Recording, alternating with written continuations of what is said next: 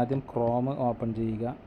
ഇവിടെ eci.net.gov.in എന്ന website type ചെയ്ത് കൊടുക്കുക. ഈ സമയത്ത് ECI നെറ്റിൻ്റെ ഒഫീഷ്യൽ വെബ്സൈറ്റിലേക്ക് പോകും. ഇവിടെ ഒഫീഷ്യൽ ലോഗിൻ എന്നത് ടച്ച് ചെയ്യുക. അവിടെ എൻ്റർ യൂസർ ID എന്നുള്ളിടത്ത് നിങ്ങളുടെ മൊബൈൽ നമ്പറും താഴെ ക്യാപ്ചയും ടൈപ്പ് ചെയ്ത് കൊടുക്കുക.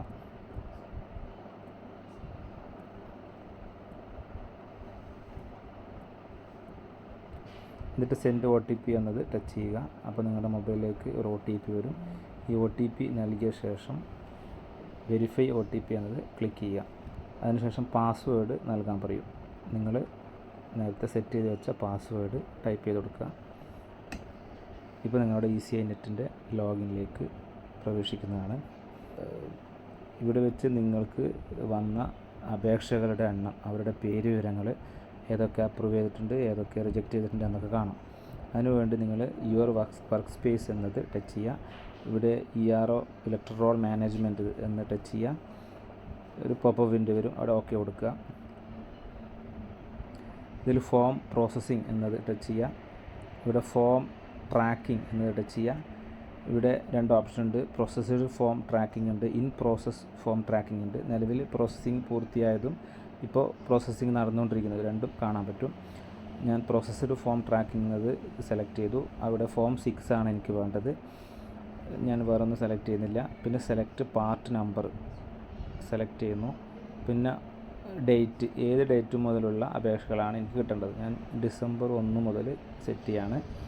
ഡിസംബർ 1 മുതൽ ഫെബ്രുവരി 21 വരെ. അതിനുശേഷം ഷോ റിസൾട്ട് എന്നത് ടച്ച് ചെയ്ത് കഴിഞ്ഞാൽ നിങ്ങൾക്ക് ഡിസംബർ 1 മുതൽ ലഭിച്ച ഫോംസ് മുഴുവനും കാണാവുന്നതാണ്.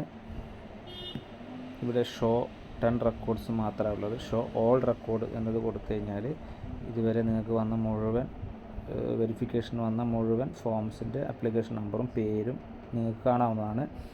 ഇടത്തോട്ടേക്ക് സ്ക്രോൾ ചെയ്ത് കഴിഞ്ഞാൽ നിങ്ങൾക്ക് കറണ്ട് സ്റ്റാറ്റസ്, ഇത് അപ്രൂവ് ചെയ്തിട്ടുണ്ടോ, റിജക്റ്റ് ചെയ്തിട്ടുണ്ടോ, ഈ റോൾ അപ്ഡേറ്റ് ചെയ്തിട്ടുണ്ടോ എന്നൊക്കെ കാണാൻ പറ്റും. നിങ്ങൾക്ക് വെരിഫിക്കേഷൻ വന്ന മുഴുവൻ ഫോമിൻ്റെയും സ്റ്റാറ്റസ് അറിയാം. ഇതിപ്പോൾ ഫോം 6 ആണ്. ഇനി ഫോം 6A സെലക്ട് ചെയ്ത് കഴിഞ്ഞാൽ ഫോം 6A നിങ്ങൾക്ക് കാണാൻ പറ്റും. അതിൻ്റെ സ്റ്റാറ്റസും മറ്റ് വിവരങ്ങളൊക്കെ കാണാം. അതുപോലെ ഫോം 8, 7 ഒക്കെ കാണാൻ പറ്റും.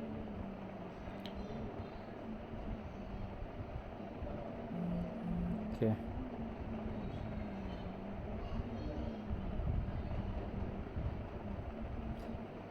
താഴെ ഡൗൺലോഡ് എക്സൽ എന്നത് ക്ലിക്ക് ചെയ്ത് കഴിഞ്ഞാൽ ഇത് എക്സലായിട്ട് ഡൗൺലോഡ് ചെയ്യാനും പറ്റും.